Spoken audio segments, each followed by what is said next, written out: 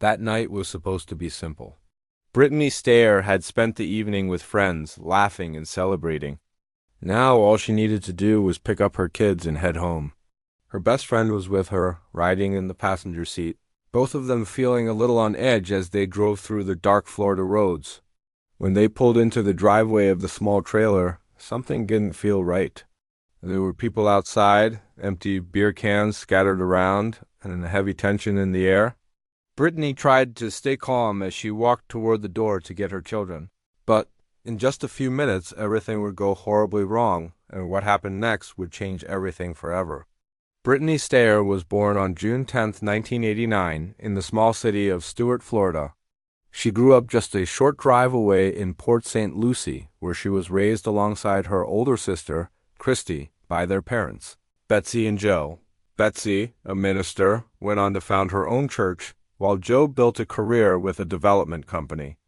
Although Brittany's parents divorced when she was around 5, they remained committed to co-parenting, ensuring that both daughters split their time between homes without feeling torn between them.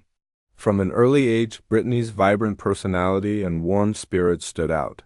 As a teenager, she spent her summers volunteering at a church camp in Silver Springs. There, she became known for organizing dance competitions, acting in skits, and taking part in talent shows.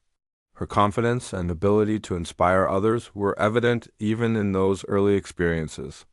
In her early 20s, Brittany began working as a cashier at a local Winn-Dixie grocery store.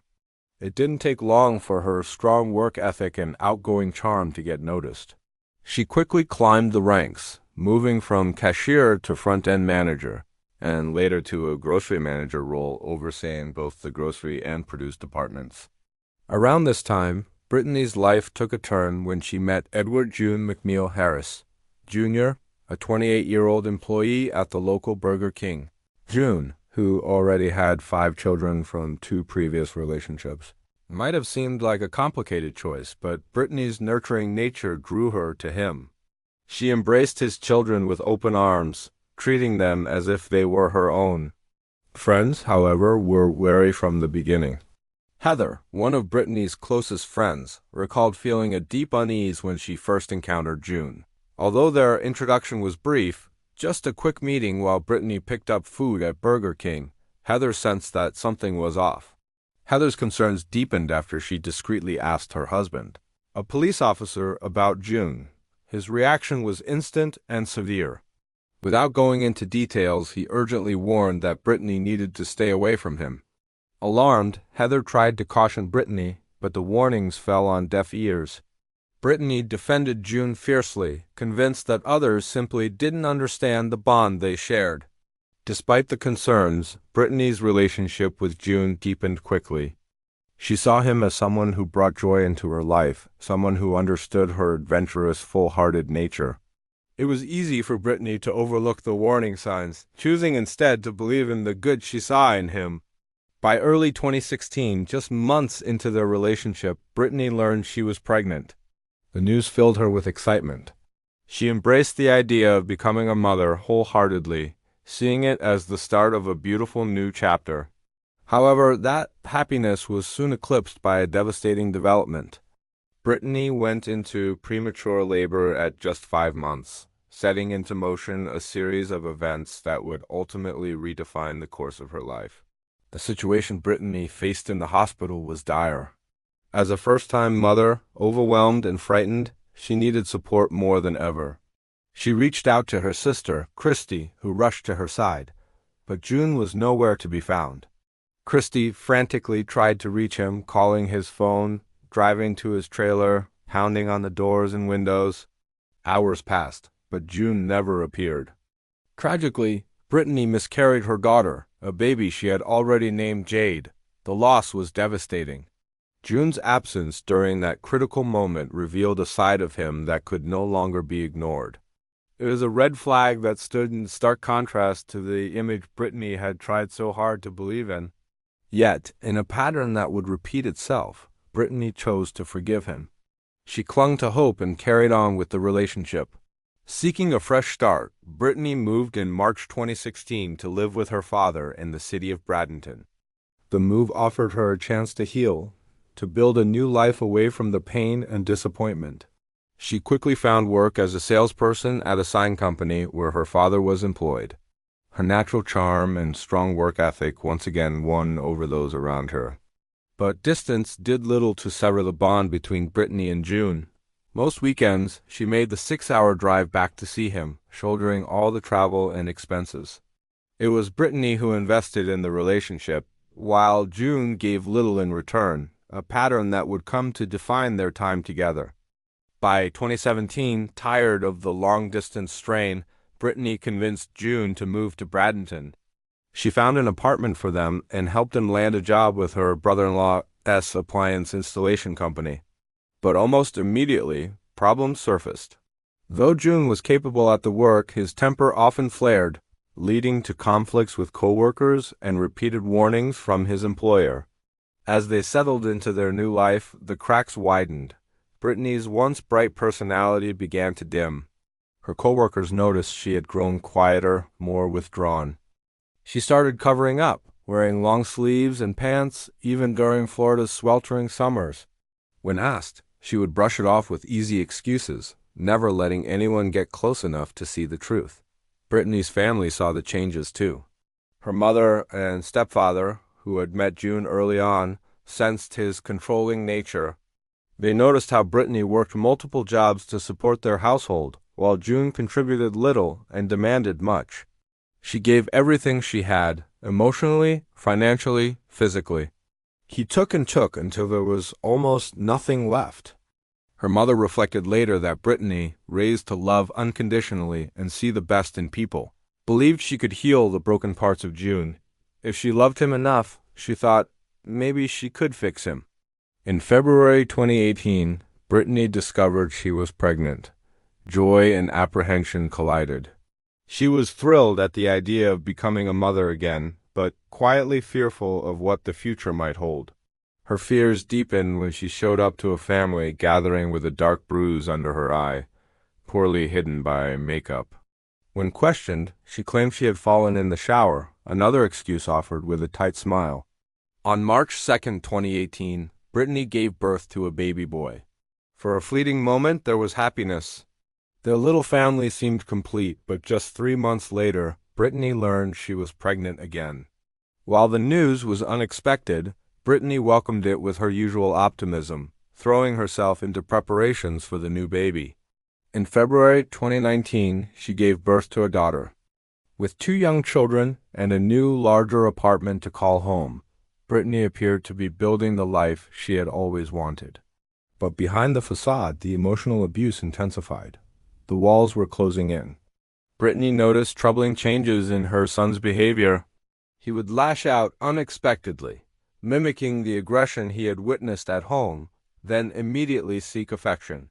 It was a heartbreaking mirror of the chaos unfolding inside their apartment. This realization shook Brittany to her core. She could no longer deny the truth. By staying, she wasn't just risking her own well-being. She was exposing her children to a dangerous, damaging environment. And for Brittany, a mother whose love knew no bounds, that was a cost she could no longer bear. On January 31, 2020, Brittany finally made her decision. That morning, June, who had the day off, announced he was going out with friends around 10 or 11 a.m. Brittany didn't argue. Instead, she quietly packed her belongings into plastic bags, loaded them into her car, and left. She called her sister, Christy, and asked her to meet in Orlando for a trip to Disney World. On the surface, it was a spontaneous getaway, a chance for the children to experience some joy. But beneath it, this trip was Brittany's first real attempt at breaking free, at reclaiming a sense of normalcy for herself and her children. After the weekend, reality returned. Brittany knew she couldn't go back. She reached out to her parents and asked if she could move back in with them. It was a step toward independence, but it was also a dangerous one. June, unwilling to let her go, began flooding her phone with calls and messages, begging, apologizing, threatening, cycling through every tactic to pull her back. Leaving an abusive relationship is often the most dangerous time for a victim. Brittany's case would tragically prove this to be true.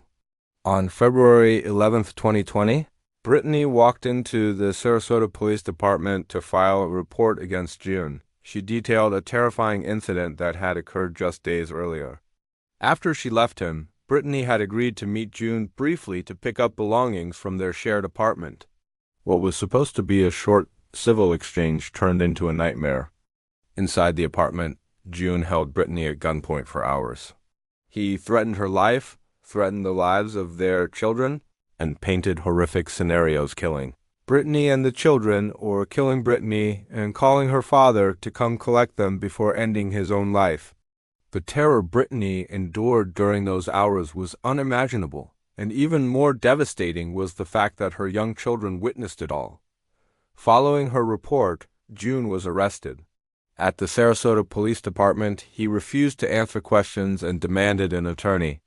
He was booked into the Sarasota County Jail, facing charges of aggravated assault, false imprisonment, and illegal possession of a firearm, a serious offense for a convicted felon. For Brittany, 𝐬𝐮's arrest should have been the beginning of a safer, freer life. But in a heartbreaking decision so common among survivors of abuse, Brittany dropped the charges. Persuaded by promises from 𝐬𝐮's family that he would get therapy, that they would oversee his treatment, Brittany was torn between her fear and her compassion. She later confided in her father that she couldn't bear the thought of their children growing up with their father locked away for life. Her decision was driven by hope, a hope that, tragically, would not be rewarded. In the months that followed, Brittany poured herself into rebuilding her life. She focused on her children, worked hard, and began reconnecting with friends she had drifted away from during her relationship with 𝐬𝐮. Her Facebook posts showed a woman rediscovering herself, smiling, attending gatherings, laughing again. It was clear to everyone who knew her that Brittany was on the road to healing. But 𝐬𝐮 was never far behind. Despite everything, Brittany allowed 𝐬𝐮 limited contact with the children. She wanted them to have a relationship with their father, even if it meant treading carefully herself. 𝐬𝐮 continued his pattern: apologies, promises, manipulation, all aimed at pulling Brittany back into his orbit. On July 18, 2020, Brittany traveled to Crawfordville to attend the friend's engagement party, excited to fulfill her role as maid of honor. She dropped the children off with 𝐬𝐮, planning to pick them up the next day. For a while, Brittany allowed herself to enjoy the night, laughing, celebrating, surrounded by friends who were happy to see her smiling again. But as the evening wore on, a message from 𝐬𝐮 arrived. He demanded that she come pick up the children immediately. The change in Brittany was instant. Her face, moments ago full of joy, became tense and worried. She turned to her friend Heather for support and asked her to come along as she went to retrieve the children. Neither of them could have imagined what was about to unfold. The drive was tense. Brittany was visibly nervous, her usual bright demeanor replaced by a heavy, anxious silence. They arrived at 𝐬𝐮's trailer around 10:30 p.m. The property was cloaked in darkness, lit only by the van's headlights. As Brittany pulled into the driveway, they could see a group of people gathered near an above-ground pool. Beer cans and empty bottles littered a makeshift table, evidence of an ongoing party. Brittany approached the trailer door. 𝐬𝐮 opened it, holding their infant daughter in his arms. With Brittany's little boy trailing behind, the exchange appeared calm at first. Heather watched from the passenger seat as Brittany took the baby and began securing her into the car seat. Then, everything changed. Without warning, 𝐬𝐮 pulled out a firearm. In an instant, gunfire shattered the quiet night. Heather, acting on instinct, jumped into the driver's seat. The side door of the van was still open. She could hear the children screaming in the back. Throwing the van into reverse, she tore down the dirt road, desperate to get them to safety. Moments later, Heather pulled over, her voice trembling as she made a frantic 911 call. "I am with my friend, and we're down by, and he just shot her." "Okay, what do you mean he got her? I'm sorry, I can't hear you." What, how exactly did he get her?" He shot her." "Yeah," he was like, "Okay, so we went to pick up her kid." And we went to pick up her kid, and he come out and was acting really weird, and he started shooting at her. "Okay, so he shot her?" "Yeah, okay, yeah, okay."